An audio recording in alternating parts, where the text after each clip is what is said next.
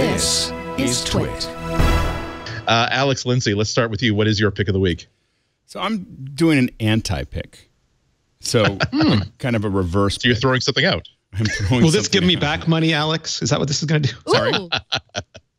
I like it already. Yeah. So years ago, I recommended an app on the phone called the NPR app. All right.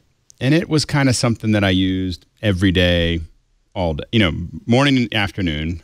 What I do is I would open up the NPR app. I would grab the stuff I wanted from Morning Edition. If I hadn't listened to afternoon, All Things Considered the day before, I grabbed the stories and say I like NPR, but I don't like everything. Like I can listen to Marketplace all the way through, but NPR, I'm like, there's a lot of boring stuff especially at the end of the hours. And so I would just grab the things that I was interested in. I'd reorder them so that just in case I ran out of time, I was able to listen to them.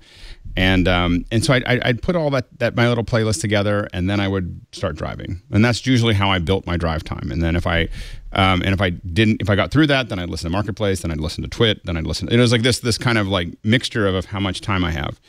So a couple weeks ago, NPR updated the app, and it is possibly the stupidest, most I won't swear, idea that I've ever seen anybody do to their own app, which is they basically he's burning his tote bag in disgust. I'm never giving them money again. Like until they put the playlist back, they will never get money from me again. This is I can only think that they're trying to get people to listen to the radio more. Because they took it away. And what I will admit is that once you got used to building playlists on the NPR app, the idea of listening to the radio was absolutely painful. Like the idea that you would turn the radio on and be stuck with, all the stuff that you get stuck with on a radio broadcast, mostly just the stories being in the order that they were. Once you got used to the playlist, that's all you listen to. And I was listening to this before the app. I was listening to it on the Flash player that they had in 1999. So this is something that they've had for a long time, that they literally severed the best part of the app. And now and then they have NPR One. You can kind of build something, and then I don't want them to choose anything for me. I don't want them to figure it out. Like I just want my app back. I just want my playlist back from NPR.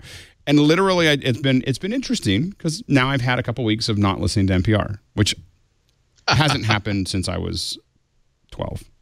So it is, for it to be severed, because you can't go back to the radio once you're used to the playlist. And, you can't, you're just frustrated. It's just angry. You're like, oh, I can't believe I'm listening to this, and so, but it literally is a great example of an app development where when you take something away, like you really should think about like how people are using it. Cause I can't understand, like I can't understand the thought process. In fact, I've actually been going through my old phone, seeing if I have the old version, and then I'll turn updating off, and then that one will just sit in my car so that I can actually listen to the radio. It's the most amazingly stupid update ever, and so I've taken it off my phones because I don't need it anymore. Anyway, there are a few. Not that I have an opinion about it or not. And no. There are a few things more heartbreaking in like technology than when you have an app or a piece of hardware or whatever that you love, and then they quote update and improve it unquote, and it's ruined in your eyes. It's not ruined. Like literally NPR. Until I get that playlist back, NPR is dead to me. So your best friend has just downgraded from alcoholism to pure meth addiction, and you feel like you need to kick him out of your life until he cleans his act. Alcoholism. Everything was fine. Like it was a great friend. We got along really well, and then he immediately went to killing my dog. That's how I feel. Okay. That's a pull quote that's going on the box. I'm just saying, like that's maybe stealing my dog, bad. because if he gave the dog back, I'd probably forgive him. I really like him. But he took my dog. He took my dog.